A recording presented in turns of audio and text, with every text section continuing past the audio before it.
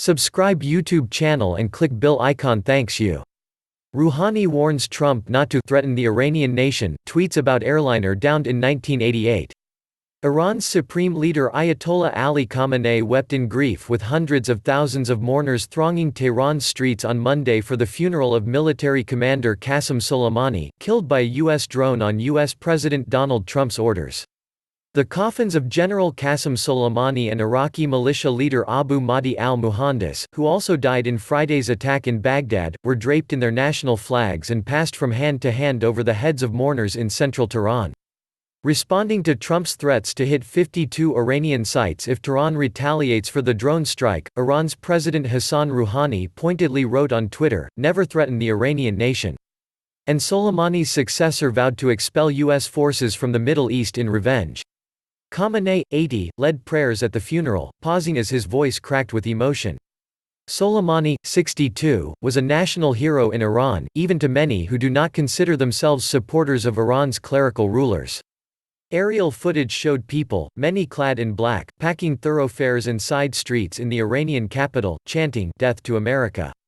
A show of national unity after anti-government protests in November in which many demonstrators were killed.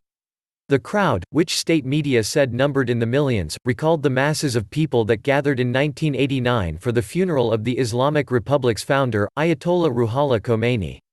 Soleimani, architect of Iran's drive to extend its influence across the Middle East, was widely seen as Iran's second most powerful figure behind Khamenei. His killing of Soleimani has prompted concern around the world that a broader regional conflict could flare.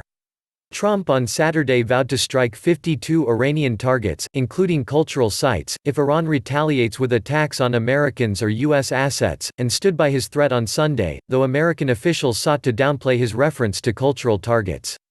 The 52 figure, Trump noted, matched the number of U.S. embassy hostages held for 444 days after the 1979 Iranian Revolution. Rouhani, regarded as a moderate, responded to Trump on Twitter. Those who refer to the number 52 should also remember the number 290. Hashir 655, Rouhani wrote, referring to the 1988 shooting down of an Iranian airline by a U.S. warship in which 290 were killed. Trump also took to Twitter to reiterate the White House stance that Iran will never have a nuclear weapon, but gave no other details. Actions will be taken. General Esmail Ghani, Soleimani's successor as commander of the Quds Force, the elite unit of Iran's Revolutionary Guards charged with overseas operations, promised to continue martyr Soleimani's cause as firmly as before with the help of God, and in return for his martyrdom we aim to rid the region of America. God the Almighty has promised to take martyr Soleimani's revenge, he told state television. Certainly, actions will be taken. Other political and military leaders have made similar, unspecific threats. Iran, which lies at the mouth of the key Gulf oil shipping route, has a range of proxy forces in the region through which it could act. Iran's demand for U.S. forces to withdraw from the region gained traction on Sunday when Iraq's parliament passed a resolution calling for all foreign troops to leave the country. Iraqi caretaker Prime Minister Abdul Mahdi told the U.S. ambassador to Baghdad on Monday that both nations needed to implement the resolution, the premier's office said in a statement. It did not give a timeline. The United States has about 5,000 troops in Iraq. Soleimani built a network of proxy militia that formed a crescent of influence, and a direct challenge to the United States and its regional allies led by Saudi Arabia, stretching from Lebanon through Syria and Iraq to Iran. Outside the crescent, Iran nurtured allied Palestinian and Yemeni groups. He notably mobilized Shiite Muslim militia forces in Iraq that helped to crush Islamic State, the Sunni militant group that had seized control of swaths of Syria and Iraq in 2014. Washington, however, blames Soleimani for attacks on U.S. forces and their allies. The funeral moves to Soleimani's southern home city of Kerman on Tuesday.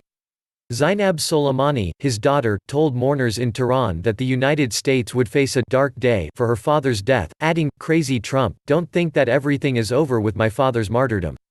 Nuclear deal." Iran stoked tensions on Sunday by dropping all limitations on its uranium enrichment, another step back from commitments under a landmark deal with major powers in 2015 to curtail its nuclear program that Trump abandoned in 2018. In response, European signatories may launch a dispute resolution process against Iran this week that could lead to a renewal of the United Nations sanctions that were lifted as part of the deal, European diplomats said on Monday.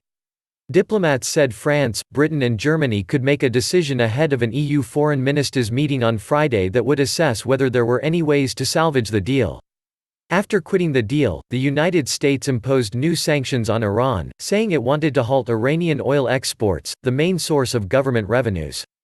Iran's economy has been in freefall as the currency has plunged. Trump advisor Kellyanne Conway said on Monday that he was still confident he could renegotiate a new nuclear agreement if Iran wants to start behaving like a normal country. Tehran has said Washington must return to the existing nuclear pact and lift sanctions before any talks can take place. The United States advised American citizens in Israel and the Palestinian territories to be vigilant, citing the risk of rocket fire amid heightened tensions. As a U.S. ally against Iran, Israel is concerned about possible rocket attacks from Gaza, ruled by Iranian-backed Palestinian Islamists, or major Iran proxy Hezbollah in Lebanon. Democratic critics of Trump have said the Republican president was reckless in authorizing the strike, with some saying his threat to hit cultural sites amounted to a vow to commit war crimes. Trump also threatened sanctions against Iraq and said Baghdad would have to pay Washington for an air base in Iraq if U.S. troops were required to leave. Thanks for watching and share video.